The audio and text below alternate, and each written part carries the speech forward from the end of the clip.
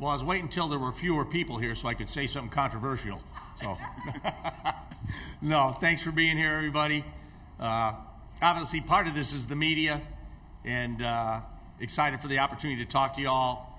I had a good time with Dusty May yesterday. We sat impromptu before an interview, so I got to visit with him. Great guy. Share a lot of the same things in the past. He was a manager at Indiana. I was a manager for my dad at Minnesota. He worked at Eastern Michigan. My dad was a head coach at Eastern Michigan at one point in his career. So there truly is only 6 degrees of separation, especially in the coaching world. So it was great to spend time with Dusty, and love everything about him but his team. So hopefully we'll be ready to play them tomorrow. Coach, we're going to start with questions. We'll begin up front on the left side. Hey, Coach, welcome to Houston. Greg Bailey from ABC here in Houston. In this rapidly changing world of college athletics, what does a young man like Nathan Mensah represent in your program and maybe even in your life with his academics, the road that he's traveled, and the things that he wants to accomplish back in his native country? Yeah, Nathan's incredible, an incredible young man. He's been a 5-year starter. He was on the 30-2 team, only started 9 games, and he had the lung issue that shut him down for the rest of that year. And the interesting thing, he was going to come back for the NCAA tournament. He was timed out where he could do that, and never happened. But Nathan has been in the business school. He's getting his MBA. He did a meaningful internship this summer where he's getting himself ready for the professional world. Whatever Nathan gets, he almost sends half back to Ghana. So whether it's a scholarship check or whatever it is, Nathan is a giver, still concerned about his family in Ghana, and just a wonderful young man that represents himself, his family, and our program in the best way. We're going to go toward the back of the room to the right of the aisle, about 5 seats in there. Coach Nick Lawrence from Mid-Major Madness. Speaking about Nathan, just talk about that matchup with Vlad tomorrow. That's going to be a really big one down low, really going to impact the game in my opinion. Yeah, it's going to be an incredible matchup. But, I mean, thank goodness we went up against Kalkbrenner. I mean, it's the same guy. Maybe a little bit different skill set, but the same size, ability to score around the basket, physical, strong. So it'll be a challenge. And they have really a two-headed monster. Rosado comes in, he plays different. He faces, he spins, he's quick. So they're going to be a real challenge guarding inside tomorrow. Continuing with questions for all media for Coach Dutcher. If you have a question, please raise your hand. Let's take one up front. Isaac Bourne, Mid-Major Madness. So I wanted to ask about your team specifically and how close they are. And so what kind of created that dynamic within the team, and how's that helped you guys this season? Well, it's kind of fun. We have a lot of older guys, obviously, 5th-year guys. 6-year guy in SEIKO, 5th year, Bradley, 5th year, Arope, 5th year, Mensah. We've got an older team. And the fun thing is to watch them kind of integrate the freshmen in, have fun with the freshmen. And usually when there's that big an age difference, they don't want a lot to do with each other. But they've really bonded. They have a lot of fun together. And they're really a tight group. And I say, player-driven teams are better than coach-driven teams, and our seniors have stepped up. And Rope in particular, Keyshawn Johnson doing a great job with leadership roles vocally. And it's just been fun to watch them all come together. Center of the room, Coach. Justin Cox, Daily Aztec. Coach, what's been the experience being here in Houston for the team at such a big event like this? It's great. I told them there's a lot of distractions, but a lot of great moments. Embrace all of them. But when it's time to focus, focus. And that's the same message every coach is given. It's no different than what Coach May's telling his team. Embrace it, enjoy it. It doesn't happen very often. But when it's time to lock in for practice or film session, you have to do that. And I said today, this is going to feel like an all-star practice, like your all-star weekend. But this is not all-star weekend. We're playing a meaningful game. We're not putting on a show. So go out there today, put a smile on your face, but get yourselves ready to play a game. And that's the difference. It has that festive feel, but at the same time, we're getting ready to compete on the biggest stage for the biggest title there is in college athletics. Coach, we're going to move to the back of the room toward the right side. Pete? Brian, Pete Thamel from ESPN. I wonder if you can just reflect a little bit on Mark Fisher coming here to join you guys and having him be at this Final Four, and obviously he's been through an unbelievable battle with ALS. Can you just reflect a little bit on what that means, please? Well, one thing's for certain, you never have a bad day. I mean, when you look at Mark and look at his decade-long battle with ALS, how can you say you had a bad day? Or the game, losing a game was everything, it's basketball, and what Mark deals with is life. And ALS is unforgiving, it's cruel, and we do the walk every year. I wear an ALS pin to every game to try to draw attention to the cause. And so I've known Mark, obviously I was at Michigan in 88, 89. He was just a middle schooler back then. So I've grown up with Mark. He's family. He's on the bench for every home game. Travels hard for him now, but we got him out here to the Final Four because he's a part of all this. You know, not just his father, but him, the son, has been a part of Aztec basketball dating back to when we started all those years ago. Back left corner, we'll go to Lane. 4 seats in. There you go. Hey, Coach. Lane Higgins from the Wall Street Journal. You were part of one of the first freshman-led teams in the country with the Fab Five, and obviously there was sort of a rising tide of that for a long time in college sports, but if you look around at the teams that are in the Final Four today, it's not young players, it's older guys that have more experience. So, do you think there's been a paradigm shift in what it takes to win in college basketball these days? Yeah, I mean, obviously, when we won the national title in 88, 89, we had all seniors and juniors. The Fab Five, as good as they were, Juwan Howard and Jalen Rose stayed for 3 years of college. Weber stayed for 2. Those guys, this day and age, aren't staying past 1 year. And if they change the rule again, they might not ever come to college. So obviously, the nature of the game's changed. How long players stay has changed. And it's if you can't adapt in this business, you're not going to make it.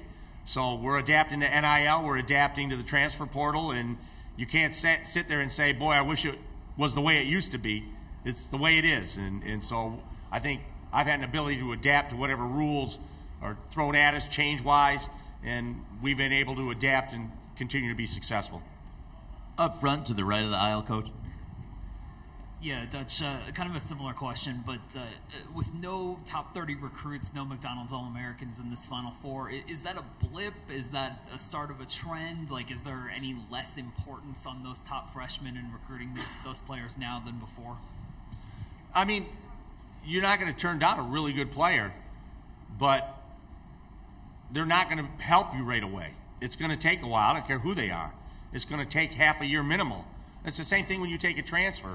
Sometimes the transfer's got a lot of experience, but before he gets comfortable, like Darian Trammell's playing his best basketball. He didn't do that all year. He's doing it now. It takes a while to acclimate, and so it takes longer for freshmen to acclimate, and so to play the superstar freshman, it's going to take him a while. And then if you don't play well enough, you don't get a chance to get to the tournament with him because you haven't won enough to get there. So I always thought Coach K did a great job because he coached in all those eras, when he had all those senior teams and won all those titles, and then he did it with the freshmen. I mean, the guys he brought here last year is a testament to him, how hard that is to do to coach freshmen at that level. And I'm sure if you were to ask him, he'd probably rather coach a veteran team. Who wouldn't? You want experience coming back. You're not teaching something new every year, but that's a testament to the job he did, taking both types of teams to this tournament. Left side, left of the aisle. Paul Garrison, East Village Times. Coach, Dakari Allen tweeted out that Fish said when one team goes, it'll be like we all went. A lot of your players your former players are embracing this run as if it were them who were experiencing it. I mean, how rewarding is it that the entire SDSU community is embracing your team the way that it is? Yeah, I've said this. A lot of players come back to their schools. They come back to the place they played, but their coaching staffs are 4 or 5 removed by then. They don't know anybody left on the coaching staff. It's a whole new coaching staff, but they know the facilities, they know the school. When they come back to San Diego State, they're coming back to their coaches. Coach Fisher's still here. I'm here from 24 years. Dave Velasquez, Matt Soria have been in the program 20-plus years as students and worked their way up. So it truly is coming back to your family. It's not just your university. It's the familiar faces you spent all that time with, and then we all share that vision of when one does it, we all do it, and that is really exciting. On the right side toward the back, Chris. Chris Bunnan with ESPN. Coach May was up here joking about glad they scheduled Tennessee when they did so they could get a chance to go up against the defense and the physicality. When you watch what they did against the Vols, what worked and what concerns you about going into tomorrow? They did a great job. I mean, they're well coached. They're talented. I mean, they shoot the ball on an elite level. We can't let them stand out there and make a ton of threes. And if they do, they have to be contested. We can't do anything about a contested three. If we're out there with a high end and it goes in, then you tip your hat. But, yeah, they're dangerous. And then They do a good job giving enough help in the low post, shrinking in there. If you try to beat them inside, send a second defender in there halfway, and if you put it down, maybe all the way. So they're well coached and they're disciplined on the defensive end. Coach, we hope to impress you now with a technology flex. We're going to take a question from Zoom in Baltimore. Go ahead, Chris Heidel. Hey, Coach, this is Chris Heidel from Purple Radio in Baltimore. Congratulations on making down to Houston. I talked to you after the big win against Tennessee. What do you see against Florida Atlantic? What kind of offense do they run? Is this somebody similar in the Mountain West Conference that you play on? Because we don't see it a lot here on the East Coast. We play some spread offenses. Jeff Linder does a good job at Wyoming spreading. Justin Hudson at Fresno plays 4 guards. So we play teams that spread the floor. You know, the thing we want to make sure we do is when a team plays 4 guards, they take that many long shots. Sometimes if you turn and just run into rebound, it goes over your head. So we make sure we do a good job of checking and not over pursuing the ball on a long shot. Left side to the right of the aisle. Isaac Bourne, Mid-Major Madness. Coach Dutch, your team is one of the more mature teams in this tournament, being in the fact that they're able to keep defense up and has allowed the least amount of points out of any team in the Final Four up to this point. So what keeps them so mature in that aspect of being able to hold the defense down, even in games against one of the best teams in the tournament, everyone was saying, in Alabama? Just our culture is such where, early in the year we say we do a shooting drill, and if we don't make those numbers in the shooting drill, we might go down to the baseline and do defensive slides instead of running it down and back. And we just say there are going to be games where the shot doesn't go in as much as we're open. How are we going to win those games? We're going to win them with our defense. So it's just setting a mindset. If we don't hit a number offensively, we'll do defensive drills. And it say this is not a punishment. This is how we're going to win when no one else can. And so hopefully we can make some shots here where we won't put so much stress on our defense. But our defense, it travels, it plays 40 minutes every game. If you have a question for Coach Dutcher, please raise your hand. We'll send the microphone attendant in your direction. Another question on the left side of the aisle. Coach, speaking about that age that you have on your team, multiple of your players have said it takes years to be able to fully grasp all the defensive things that you teach. How much have you seen even, these 6-year guys grow in their defensive game and what you guys are trying to do just this year? I mean, they're just connected.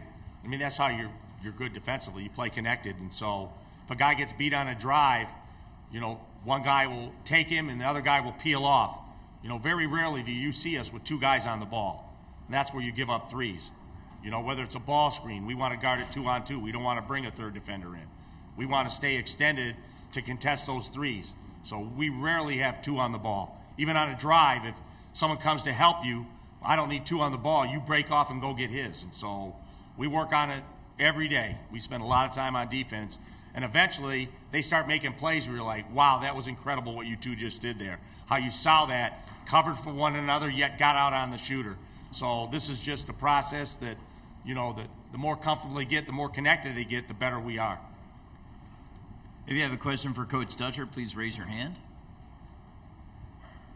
There's one on the left of the aisle. Is that Kevin? Yeah, Coach, Kevin Sweeney from Sports Illustrated, talking to some of the players about Nate Mensah's impact and what it allows them to do defensively because of what he's able to erase. I'm curious, as a coach, what kind of luxury it is to have a rim protector like him who can also switch and do so many different things defensively. Yeah, we've always managed to have a rim protector in our program. Whether it's Skylar Spencer, who I think still is the all-time block leader in Mountain West history. We've always had shot blockers. And Nate does a great job blocking shots. And it's like the problem with having an older team, at some point they played so much basketball and they've been in college for 5 years, they're a little tired of college basketball. So they get disinterested. So that's the biggest task as a coach is to say, I know you've played a lot, but and you're looking at the guy you're playing, you still have to give the same effort every game. And sometimes they win and they just kind of get satisfied. And the key to us coaching them is to say, you've been here a long time, you still have to put the same investment in because they played a lot of basketball and sometimes they're like, I'm ready to do something else in my life other than being in college and play basketball. And I know that seems interesting, but it's true. Hi, Adam. Talk about a guy that's played a lot of basketball, and I'm trying to keep interested, Adam SEIKO. We're joined now by Adam SEIKO. We'll take questions from all media for the next 2 minutes or so, and then we'll limit things to our full court press group. If you have a question, go ahead. Isaac Bourne, Mid-Major Madness. So, Adam, can you talk about Coach Dutch and just how his ability to be able to bring you guys together this season and just his impact for you guys? Yeah, he's been great ever since I got here. It's our 6th year together. You know, he got the job, you know, when I committed here. It's just been a blessing to play for him. You know, we've been to a few NCAA tournaments now. You know, come up short in those first round exits.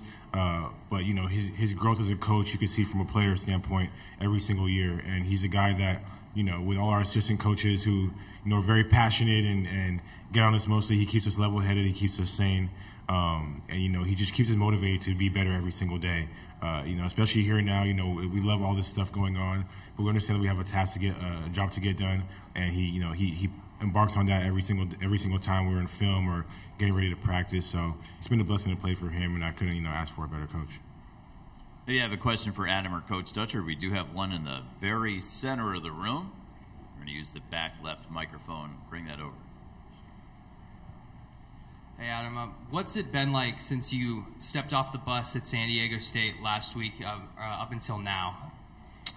Yeah, I mean, it's been crazy. You know, the city has been going crazy. It's been a blessing to, you know, win the Elite Eight, you know, beat my little brother on the way to the Final Four. But this team is resilient. You know, these guys, you know, from July, August to the early practices to now, our growth has been crazy. But, you know, we've just been preparing for FAU. You know, they're a really good team. You know, we're not looking past them at all.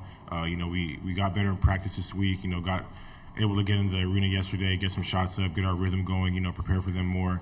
But it's good to be here. It's a blessing to be here, and we're just focused on this game for Saturday.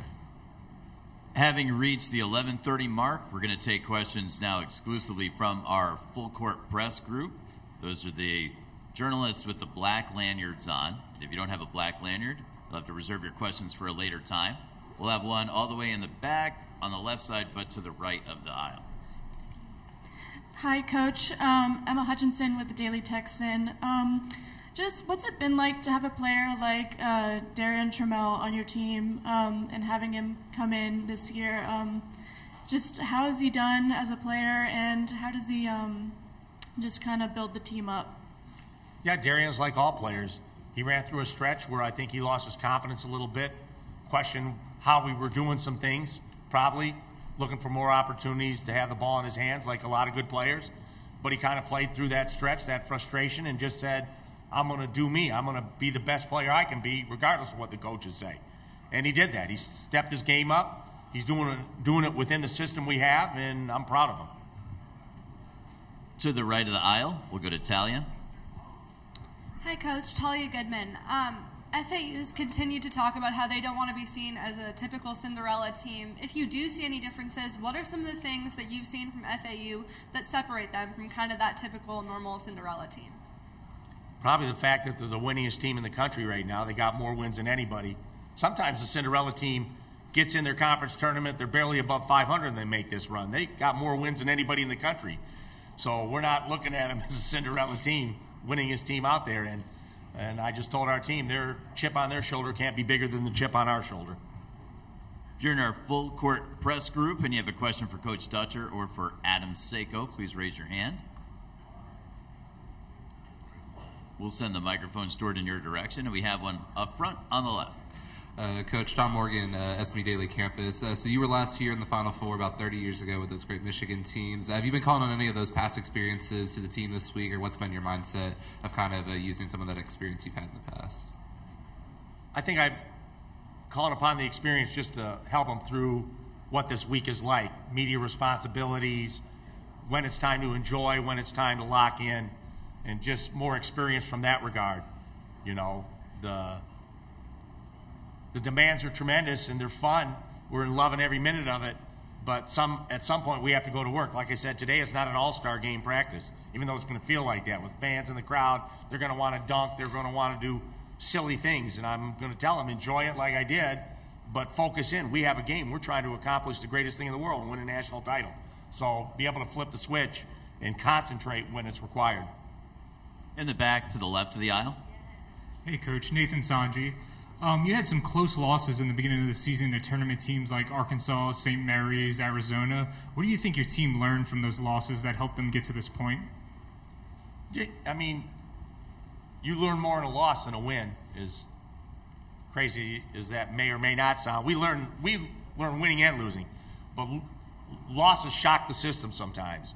So change our offense a little bit after Arizona. We've always worked on our presso and just didn't execute against Arkansas.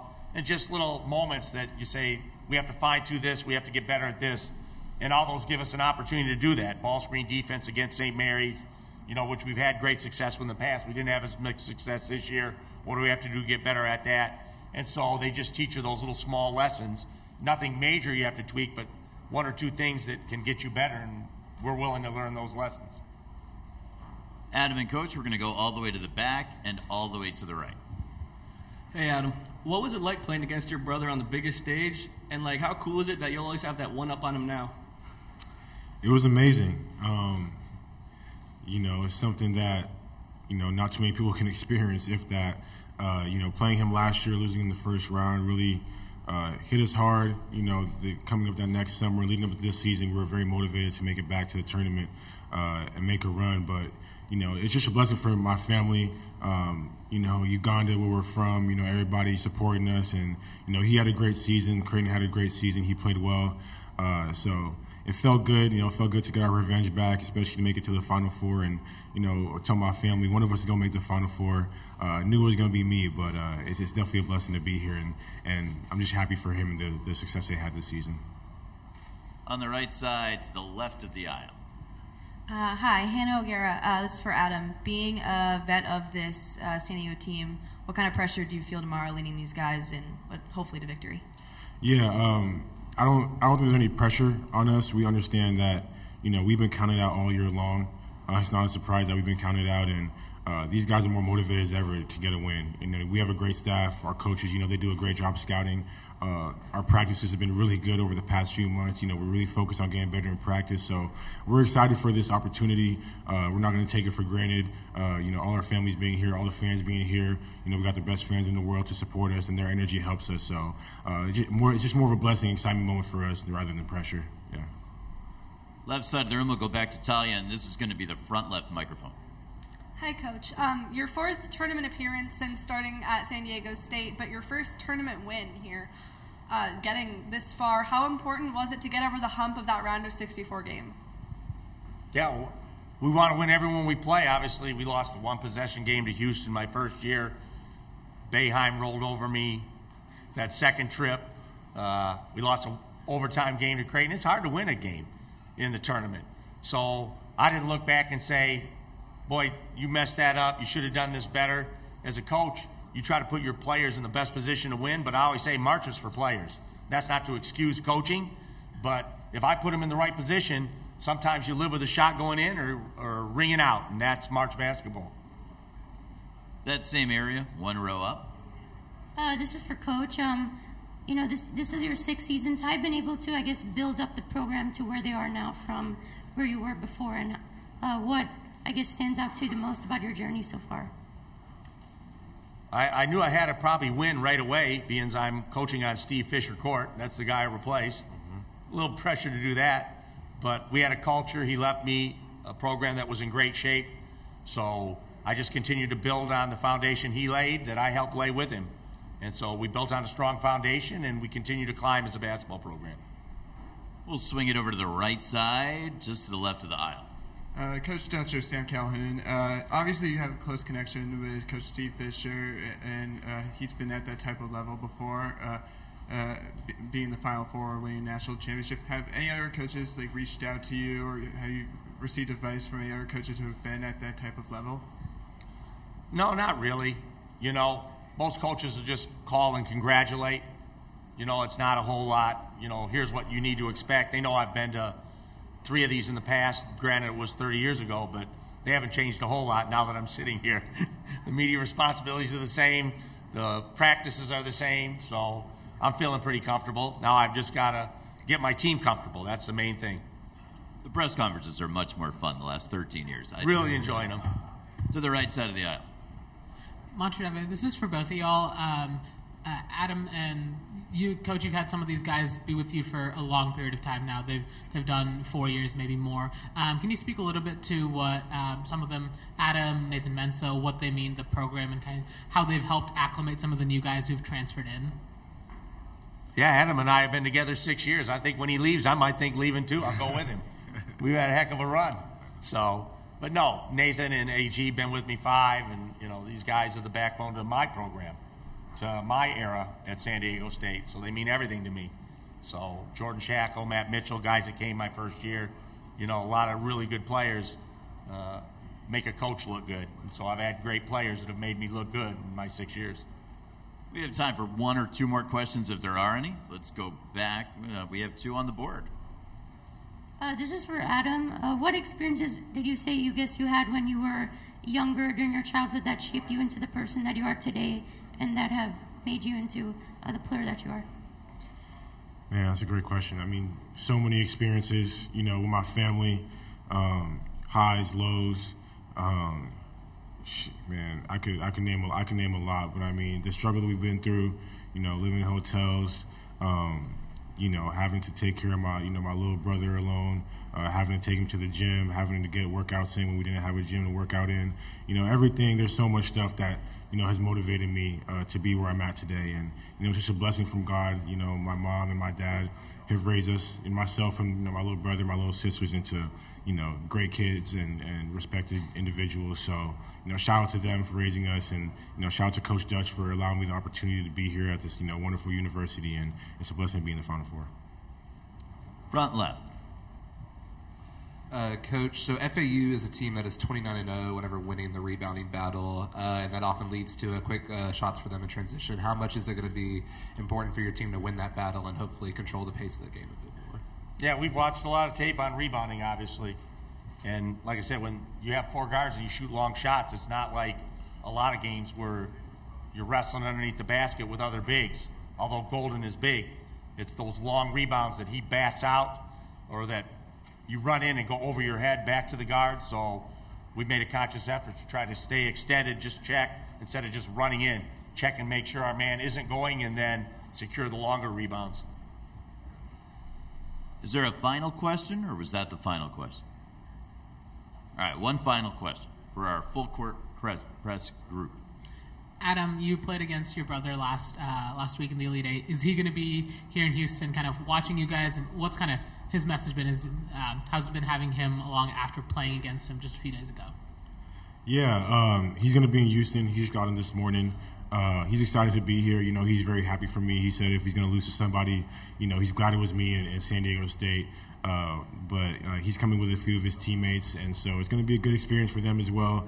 And I'm just happy that we got to play him. I'm happy that he's happy for me, and he's going to learn a lot from last game, leading on into his career. So it's good to have my family and him here.